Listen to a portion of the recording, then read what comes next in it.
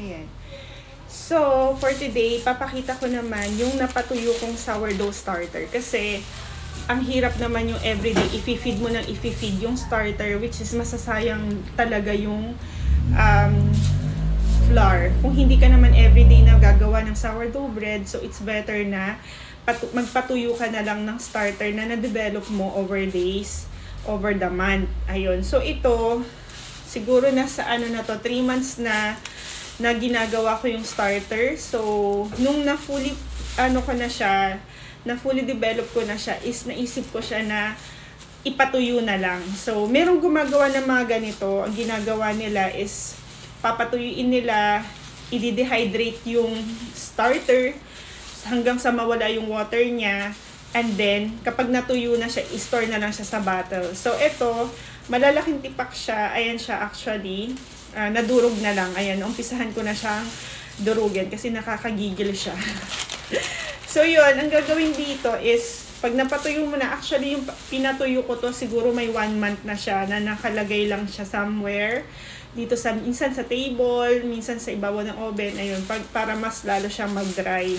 Pero hindi naman siya dry sa loob ng oven. Wag yun, kasi matluto talaga siya. So, hayaan mo lang siyang matuyo ng hangin o kaya ng init, ganon. Yung normal lang na ilagay mo na siya sa ibabaw ng table. So, ito, may nagtatanong kasi kung pwede daw bentahan ko siya ng starter. Ayan. So, we'll try this one. Kung talagang effective siya na pag pinatuyo mo is magagamit mo siya as starter ulit. Ayun. Pagka finid mo ba siya is mag-o-okay ulit siya. So, for now is dudurugin muna natin siya. Saka natin siya i-store sa bottle. Ayan. So, ayan o. Sarap niyang isain. Ayan. Tapos, ang bango nito.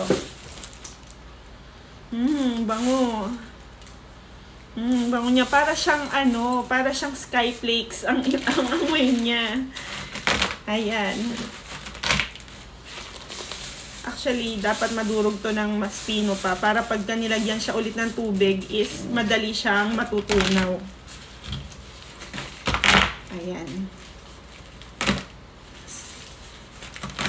Yung siguro, yung pang natin, yung pinandudurog. Pwede yun, di ba? Pwede. Ayun, kung meron kayong grinder, yung meat grinder, pwede mo siyang ilagay doon para mas madurog siya. Ayun. So, kailangan mo siyang pinuhin ng husto para yung powder ulit siya para magamit mo siya. Yung mas madali siyang matunaw pagka nilagyan siya ng tubig. Ayan. So, for now, ayan, lalagay ko muna siya dito sa glass jar. Ayan, diyan ko siya i-store. So, pwede naman pagka gagamitin mo na siya, saka mo siya durugin ng durugin. So, ang next na gagawin ko is kukuha ako dito ng sample para gamitin.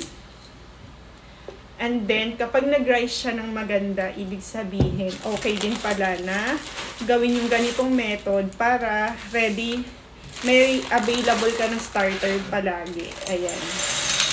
So, ito, naturally made, yeast, kumbaga.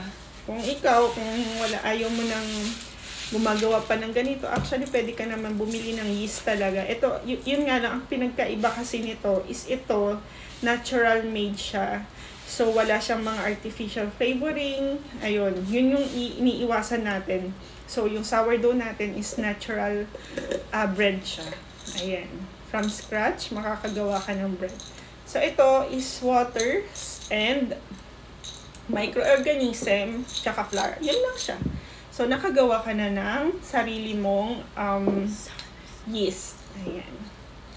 Ayun. So, sa nagtatanong, itatry muna natin. Yun lang. Bye!